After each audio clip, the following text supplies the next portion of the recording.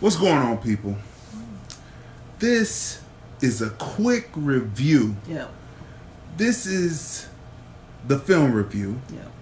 We are the husband and wife team. I'm Crazy D. Tracy. And we review movies, music, culture, politics, and society. Yeah. And we just came from watching part one. Well, we saw part one yesterday. And then part two tonight of Leaving Neverland. And also the after Neverland interview with Oprah and people. My question is, when did the one guy become so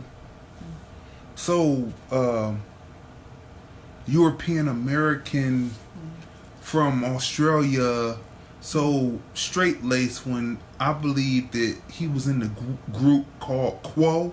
Does anybody remember that Michael Jackson had a record label, MJJ Records? Right. And he had Brownstone. Right. And he had this rap group called Quo. Right. And the guy Gibson or Nipson or whatever his name is, he was the blonde-haired kid that kind of looked like Eminem before Eminem. Yeah.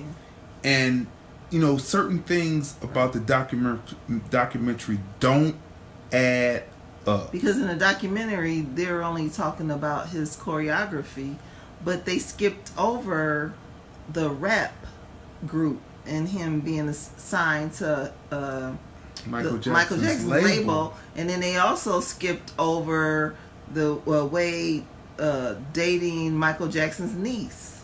Right. So you know, it's really weird that they would just skip over that aspect of the fact that he was in a rap group, and they keep on saying that he wasn't the favorite one. I guess that wouldn't fit the narrative that you were actually signed to this man who has passed a label, and you had production from Redman, and you were a rapper along with the other guy named Dwayne, and you were in a rap group called Quo. Right. Quo. Came out around the same time as kind of like a crisscross type of thing, but he was like Eminem before Eminem, right? So, you know, take a look at that. That's strange. And then I have to tell the truth about this. I think the after Neverland was one of the worst interviewing jobs that I've ever seen Oprah Winfrey do. Like, the questions were so leading. They were leading questions. Like, she just led them to the answers. And if it was in a court of law, you'd be like, what? You know what I mean? So, you know, just our quick review, because we're going to be back this weekend to really break it down. But look up QUO, and that kind of breaks up what the one guy was doing. And then the other guy, Michael Jackson, was funding his film career. It's really weird. I don't believe it. I just don't.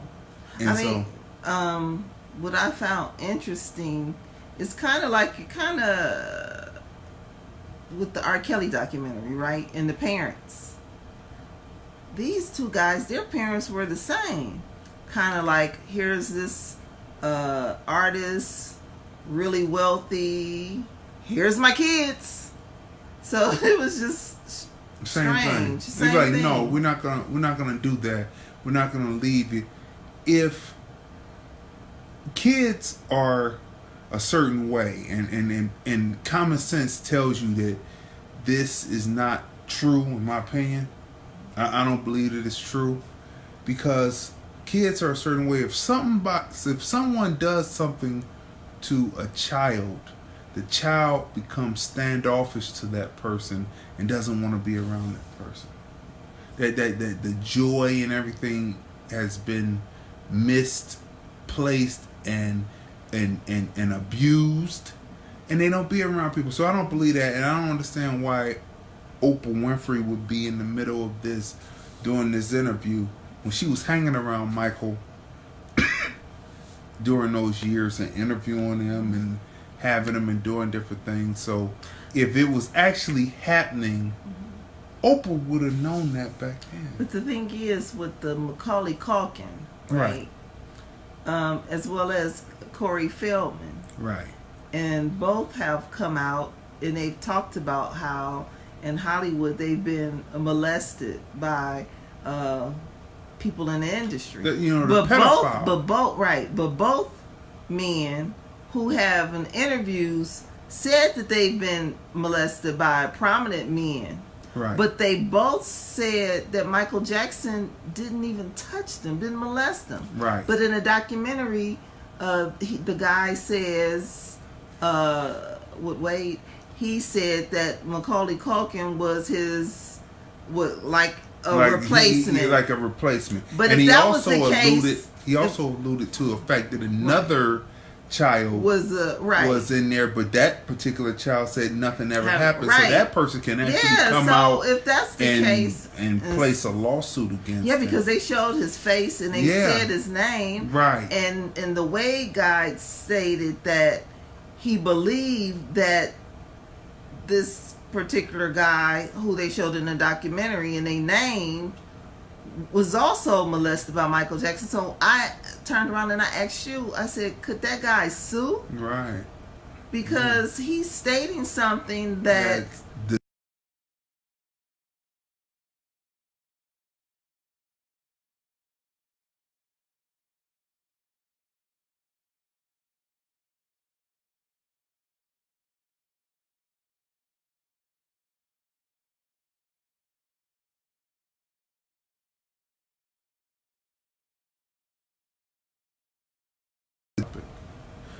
So, they cut the feed for a second, so we must be hitting on something here. Yeah. So we're going to wrap it up. Pamela Johnson. Hey, how you doing, Pamela Johnson?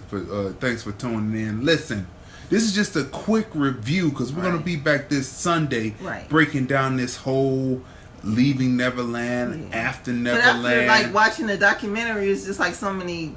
holes and stuff. Because you saying you're not the favorite, but somehow you keep coming back around. And you dated Michael Jackson's niece, Brandy. How did both of the men? We're gonna break down out in the documentary, and right.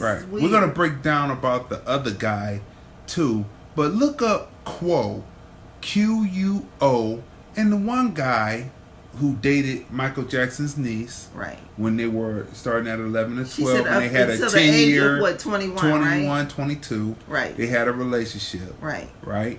Brandy. She was interviewed. Check out Ism. On Ism, she was interviewed on Ism with Tariq Nasheed, the niece. Brandy Jackson. Brandy Jackson, right. So check that out. But they left that out, and they also left out the fact that he was in the rap group Quo. And if Michael Jackson wasn't helping you, and the other guy, he had trying to do a film career. Right? So it makes no sense. Now, if Michael Jackson was actually doing this, then, he was dead wrong for doing it, and he should have been prosecuted for it. But like I said, kids are different. They act funny towards people who do things to them. They don't want to be around them. And I don't think that him being considered a god to them or anything would have changed that. They wouldn't want to be around him. So look up Quo, Quo. They were on MJJ Records, and the one guy was the rapper. He had the blonde hair before Eminem. So we'll be back this weekend. This has been a quick review on the film review. And we can't forget, so Wendy Williams was back today, and she hit on the topic, the rumors, the marriage. She covered it. And during when we were watching the Neverland interview afterwards, and I said to you, Wendy would have went there. She would have did a little investigative. Yeah, the interviewing that Oprah did was not Oprah on point. She was leading the questions to get them to get the answers, and they were sitting up there being stumped and not being able to answer the questions. So go watch that. I mean, I wouldn't. I'm not suggesting that you should watch it, but it's just ridiculous what they did. No one believes this. But again, look up Quo. Advertise on shows produced by LordlandFilms.com.